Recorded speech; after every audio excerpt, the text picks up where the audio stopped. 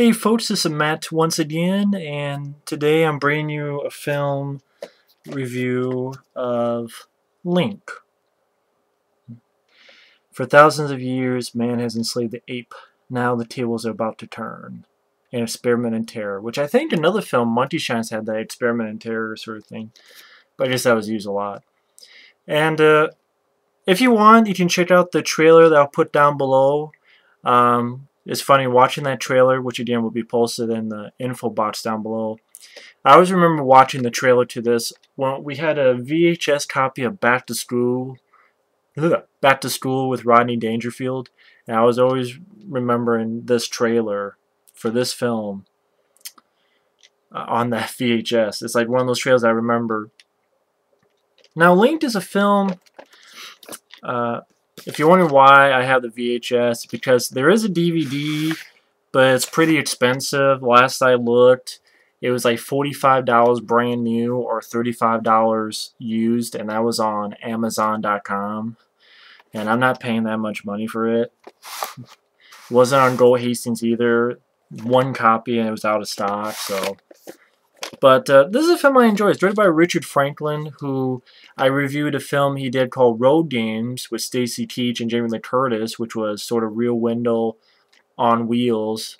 Takes place in Australia, the Australian outback. Check out that review if you guys haven't seen it. He also directed Psycho 2. Very competent director. Unfortunately, he's no longer with us. He did another film called Patrick, which I have not seen. But Link, as a detail, it stars Elisabeth Shue from films like, I always remember from Adventures in Babysitting with, Thor and stuff. But also Back to the Future films, among other stuff. Piranha 3D.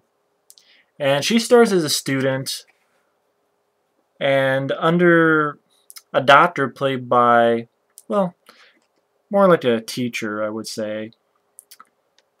Scientist played by Terence Stamp, actually. Zod himself, Terence Stamp. Dealing with sort of the intelligence level between apes and humans, and she gets a job being sort of an assistant to him, stay at a place that he's at in England, takes place in London, England, and the countryside. That's sort of the house, nice looking house, sort of on top of a cliff. And there's 3 chimpanzees there. There's one called Voodoo, who is an older female. You have a younger one called Imp, and then you have the main one, Link, which I gotta say right off the bat. I really do like the film. I would say I like Ackermann more, Killer Baboon. I did a review for that film. You can feel free to check it out. It's on my channel. Ackermann would probably be my favorite of that kind of film. I also really like Monty Shines, which will be a review I'm doing right after this. I put that above this. This is probably number 3. I know there's another one called In the Shadow of Kilimanjaro, or In the Mountain of John Rhys Davies In the Shadow. Yeah, I'll watch that sometime this month. But one of the 2 problems I have with this film is that's not a chimpanzee. Okay, you watch the trailer, you see clips, watch the trailer down below. It's not a chimpanzee.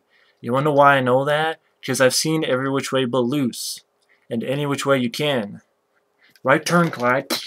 It's an orangutan that they dyed black. Okay? I repeat, it's an orangutan they dyed black.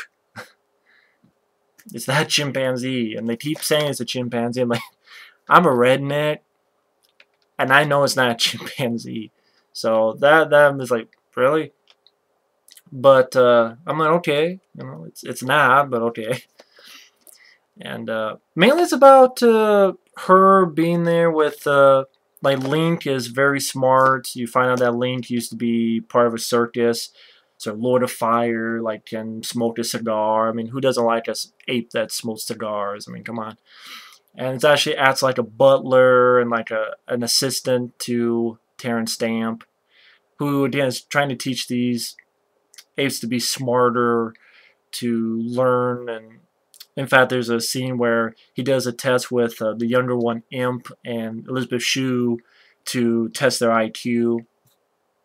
And you see that Terence Stamp a little bit mean to the apes, a little bit mean. But yeah, Elisabeth Shue and Terence Stamp, they really do a good job, but maybe because I just like those two actors. Elisabeth Shue just always been cute. You get to see her naked. But that's not the only reason I like it, but it's a plus. Uh, but one thing leads to another, and you get the idea that maybe Link knows that Terence Stamp, he's going to sell one, and he's going to put one to sleep. So one thing leads to another, and the Terence Stamp's character disappears. And Elisabeth Shue doesn't know what's going on, figures, okay, he went off because his vehicle is gone.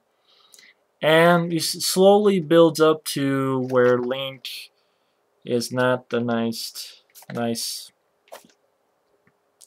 I don't even know if I should say orangutan, which he really is, or chimp, which he says in the movie. It's not the best ape, and not the nicest ape around. Now, I said there were two problems. The only other problem I would say is the pacing. I think a lot of people who see this film are going to think it's slow, dull, and boring.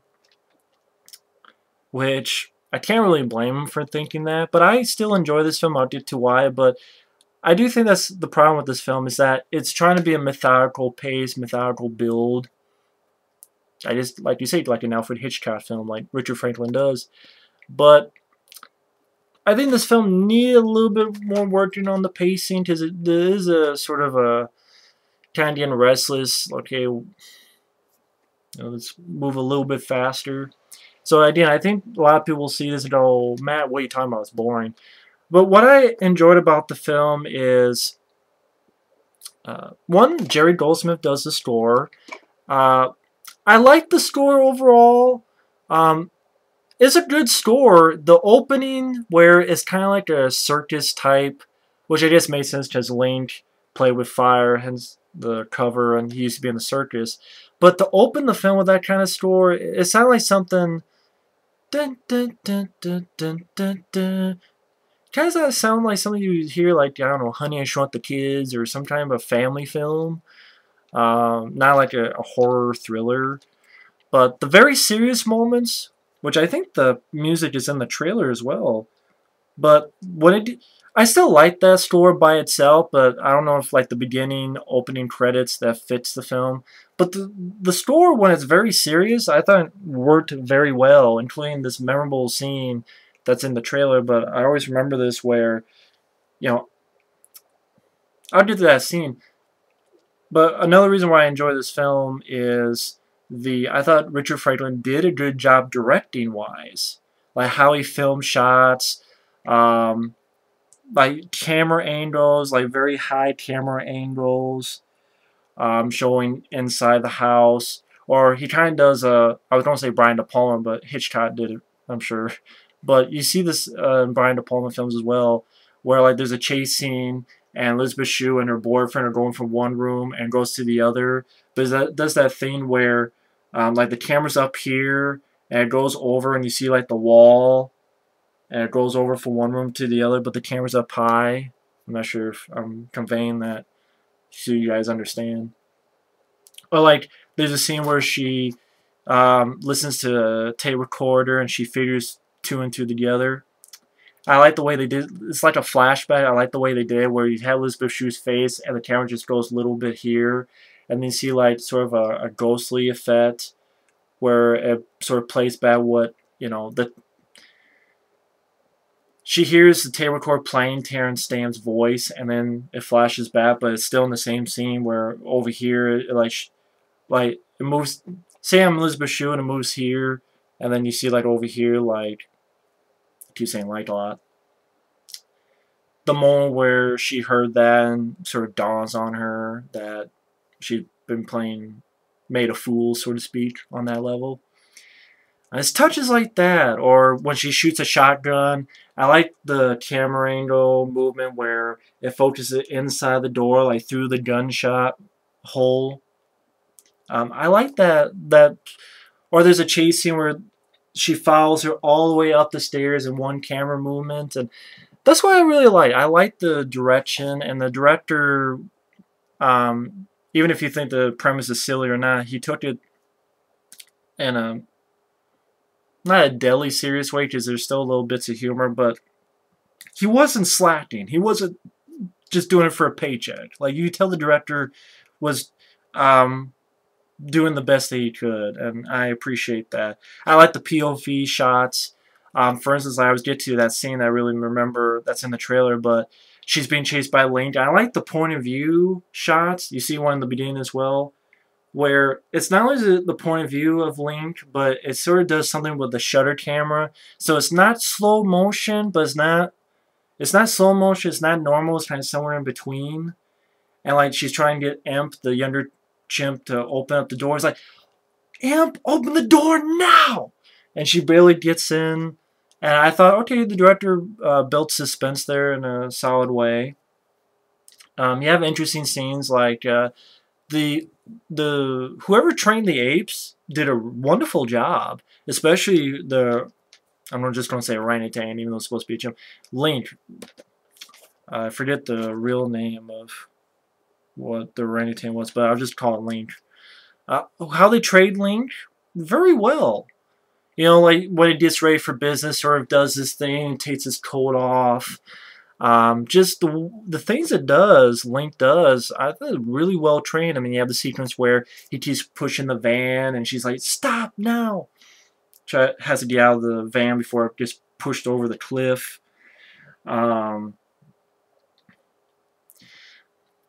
Just wonderful job on training these apes on what to do and what not. And again, the pacing may bother people and think it's slow and boring, but I got into the premise of the idea. I really like Elisabeth Shue. I like Terence for a little bit. He's on screen.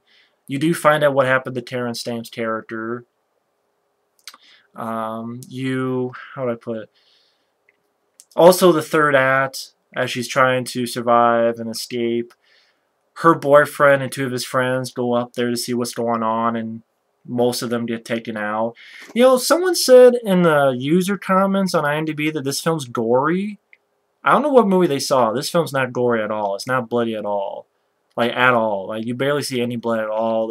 The kills are not gory at all. I mean, one is a guy pulled down a well, and one, which I thought was well done, like Link puts his hand through the mail slot and grabs the arm, and you get the idea, you don't see, but you get the idea that the guy's arm was pulled off. And basically it's Elisabeth Shue and his boyfriend, and her boyfriend, trying to survive the night. But yeah, what I liked about the film, I liked whoever trained the apes, thought it was well trained. Like, Link fucks up a doll, like a doll that's trying to attack Elisabeth Shue, and Link grabs the doll and just fucking manhandles it against a fence, just whack. He's like, ooh, shit. And granted, it's not scary. It's not scary because it's like, Link and these apes are more cute than scary. That's the thing. They're more cute than scary. Like, the baboon in Shakma is like, okay, that's a scary motherfucker. I want to fuck with the Shakma. But Link, I wouldn't call it, he wasn't really scary at all. But I still thought it was well trained. I thought, although there's two bits of dialogue that, well, two moments that made me go, like, duh. One is, that's in the trailer actually, where Elisabeth Shue goes, "We gotta outthink it." And the guy goes, "How?" I'm like, what do you mean, how? You're human. Duh, how? How you don't outthink it? Come on, dude. But that's the dialogue. The second thing is when, basically, one thing leads to another, the house is burning.